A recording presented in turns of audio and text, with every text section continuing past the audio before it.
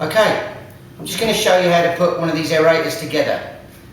So imagine this piece of pipe is at the bottom of your lake, but you can assemble it on top and then sink it afterwards. So you just want to come in for a bit more detail here. This is the standard crystal clear aerator here. It screws in. This is a 40mm by 25mm faucet T.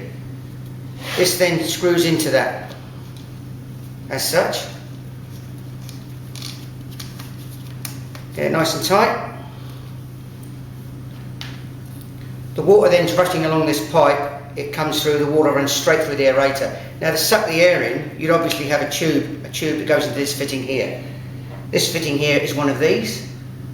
It screws into the top of the aerator just here. You then have a tube, a suction tube, of varying lengths, depends how deep your lake is, but however deep your lake is. So there would be, just put this down for a second. At the top of this then you'd have a float. This is just a standard 4-inch riser. There's a Toro shrub head with a Toro full circle sprinkler in the top of it there. Okay, that would be in your float.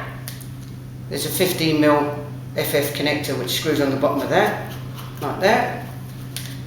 This is a special fitting that we supply ourselves. We can supply them for you. That now fits into the, that fits into the connector. The same clip down here, that screws into the end of that, like so, and that will be plugged in like that. So that's your whole assembly. It's as simple as that.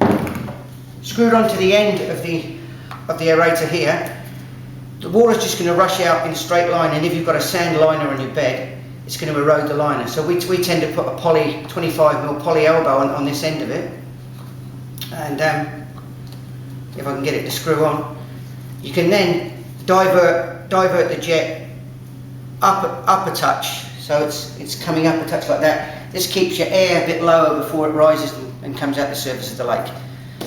But that should be it. There's your finished product, and you can put as many of them in as you like. Thanks a lot.